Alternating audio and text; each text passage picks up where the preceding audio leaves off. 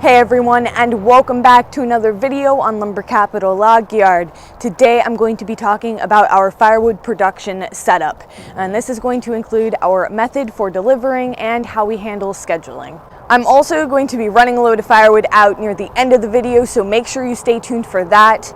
Anyways, if you're looking to get into the firewood business and don't know where to start, this might just be the video for you. Let's get into it.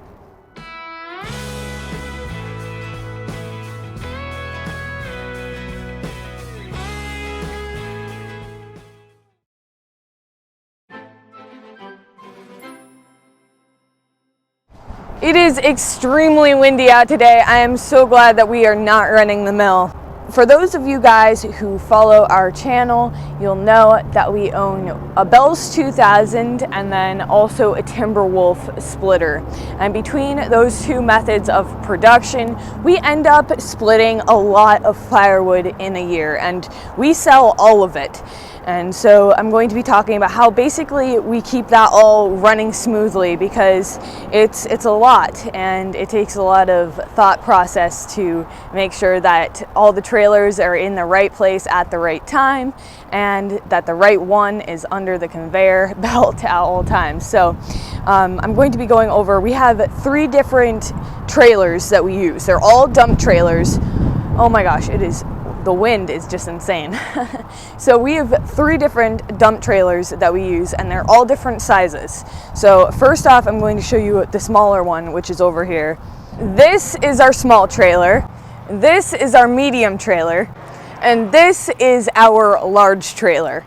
Back to our small trailer now. This is the trailer that I'm actually going to be delivering. This is our 1-cord trailer, as you might imagine. We do sell by the cord, so that's how I'm going to be talking today. This won't fit any more than a cord, and I get a lot of people asking how we know that it's a cord in there, and basically we just know what it looks like in this trailer specifically. We know that it has to be completely full on all the corners, as much as possible, with a little bit of a hump, and we always make sure that there's a few extra pieces in there so we're not shorting anybody. But that's what a full cord looks like in this trailer specifically. I don't know if I could look at somebody else's trailer and know if it's a full cord, but we're used to looking at it in this trailer, so we all kind of just know. But our medium trailer doesn't quite fit 2 cords, so it's going to be 1.5 cords. So what we do for this one, how we would make that be useful to us, is if a customer orders 3 cords, and so then we could just take 2 trips. Now we do have our large trailer, our largest one, that does fit 2 cords. So technically we could just run 2 cords and then 1 cord, except that big trailer that I showed you, that gooseneck, that actually requires a CDL with the weight. So technically I can't deliver that legally, and because I do most of the deliveries, that is really left to the boss to do, which he does run some 2-cord deliveries, but mainly I'm just running this 1 or 1.5. Either way, it's still 2 trips. So I like to have that 1.5 cord option, because it works great for, you know, odd numbers like that. And we do surprisingly get a lot of people ordering just 3 cords, so that works out just perfect. Gotta love the sound of that diesel, am I right? Alright, looks like Jude the dude's coming with. Hop in, bud.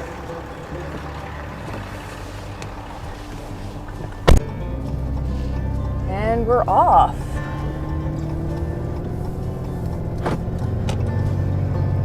As far as our scheduling goes, it's very similar to what we do for our lumber orders. If you've seen my video on that, it's all handwritten. We get down their name, their address, a good number to contact them with, and then we try and give as much of a head's notice as possible, usually a day ahead, and we'll try and schedule a delivery. I mainly run the deliveries in the afternoon. It's hard to give an exact time. Sometimes customers want a more exact time. It's kind of hard for us to do that because so much stuff happens in the day. Sometimes hard to say, oh yes, I will definitely be there at 3 o'clock, if you know what I mean. But Yeah, so I try and run all the deliveries in the afternoon after I'm done running the mill, and I can usually only make one. Sometimes I run 2 deliveries, and then the boss can also run deliveries in the larger trailer as well, which he does do. He's the main one that runs the Bell's 2000, and because that thing is a Speedy Gonzales, he usually puts the gooseneck trailer under the Bells and does all the processing for that one into there and runs that. And he'll do that if it's like not good weather for working out in the woods. He'll be in the yard mainly doing firewood. He doesn't have much other stuff to do around the yard. Actually, that's not true. He does a lot of miscellaneous stuff like gets fuel and stuff, which is not his favorite job. He will tell you probably if you were to ask him.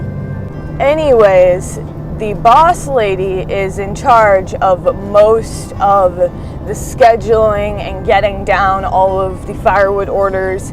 She carries around the order books basically wherever she goes and takes all of the calls and handles all the calls. She is the phone maiden to customers.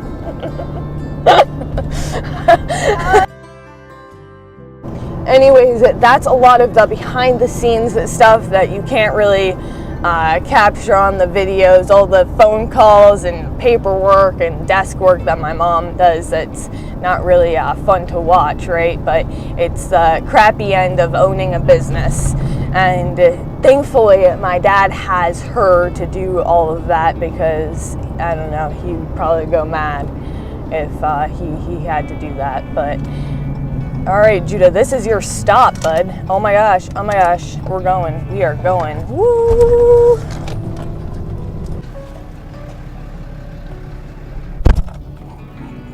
So we are almost here, and I did want to share with you guys, this is actually the road we used to live on. This guy actually lives on the road that we used to live on when we lived in the house that got flooded, and it was actually this creek that's just beside me that flooded, and that is why we no longer live on this road. But man, it is such a beautiful drive coming out here.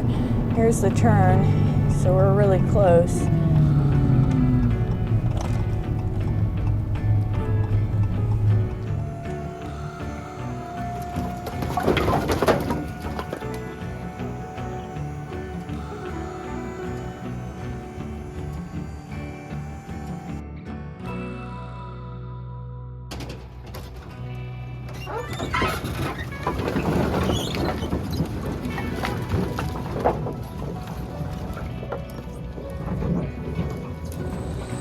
That's it for today's video. Thanks for watching, everyone. I hope that you enjoyed. If you did, make sure to give it a thumbs up and subscribe if you haven't already. But other than that, I'll see you guys next time.